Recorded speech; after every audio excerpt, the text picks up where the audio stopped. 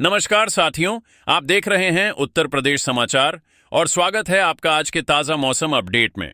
आपके यहां बारिश होगी या नहीं, मौसम बदलेगा या नहीं, जानिए सब कुछ एकदम सटीक और भरोसेमंद जानकारी के साथ। अगर आप भी उत्तर प्रदेश के लखनऊ, वाराणसी, प्रयागराज, गोरखपुर, कानपुर, झांसी, मेरठ, आगरा, मथुरा, अयोध्या, गाजियाबाद, नोएडा, बरेली, मुरादाबाद, अलीगढ़, फतेहपुर, बलिया, देवरिया, कुशीनगर, महाराजगंज, सिद्धार्थनगर, बस्ती, संत कबीर नगर, गोंडा, बहराइच, श्रावस्ती, बलरामपुर, अमेठी, सुल्तानपुर, रायबरेली, उन्नाव, हरदोई, सीतापुर, शाहजहांपुर, पीलीभीत, लखीमपुर खीरी, फिरोजाबाद, कासगंज, एटा, मैनपुरी, फर्रुखाबाद, कानपुर देहात, जालौन, ललितपुर, महोबा, हमीरपुर, चित्रकूट, बांदा और सिद्धार्थनगर जैसे किसी भी गांव, शहर या जिले में रहते हैं तो इस वीडियो को लाइक करें, चैनल को सब्सक्राइब करें और कमेंट करके बताएं कि आप उत्तर प्रदेश के किस जिले से हमें देख रहे हैं। उत्तर प्रदेश में ये मौसम का खतरनाक खेल कब तक चलता रहेगा? कहीं राहत की बारिश तो कहीं तबाही बनकर टूटती आंधी, और इसी बीच मौसम विभाग ने फिर से बड़ा अलर्ट जारी कर दिया है।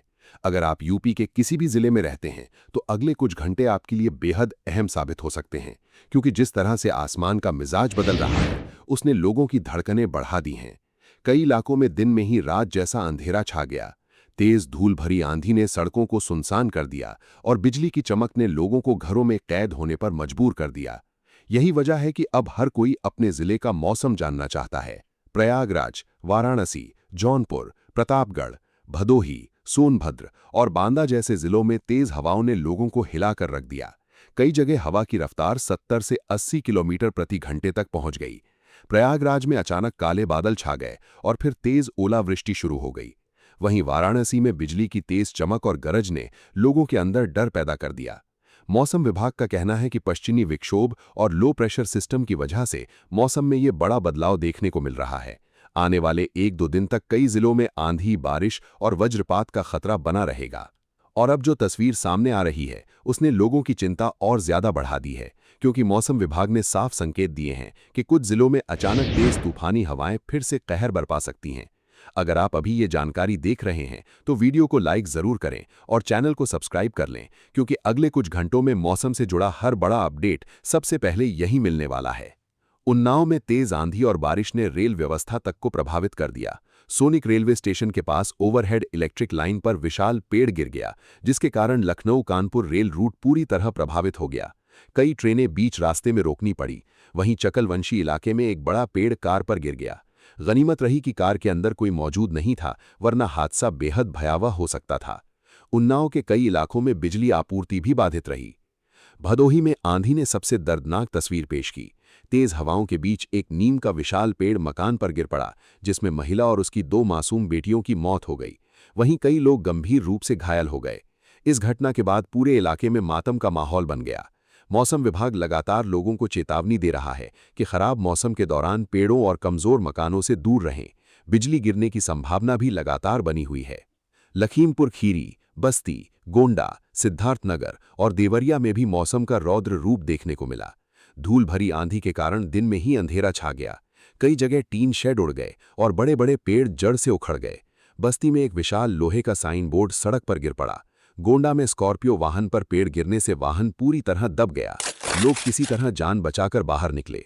देवरिया और गोरखपुर में तेज हवाओं के बाद बारिश शुरू हुई, जिससे लोगों को गर्मी से राहत जरूर मिली, लेकिन डर का माहौल भी बना रहा।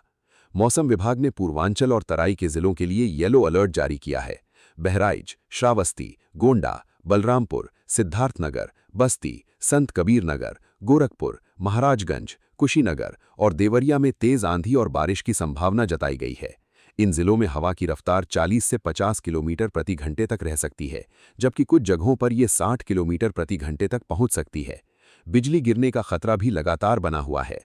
लेकिन कहानी यहीं खत्म नहीं होती, क्योंकि अब मौसम विभाग ने गर्मी को लेकर भी बड़ा संकेत दिया है।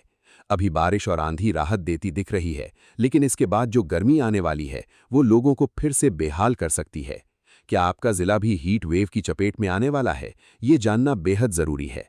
बांदा इस समय प्रदेश का सबसे गर्म जिला बना हुआ है।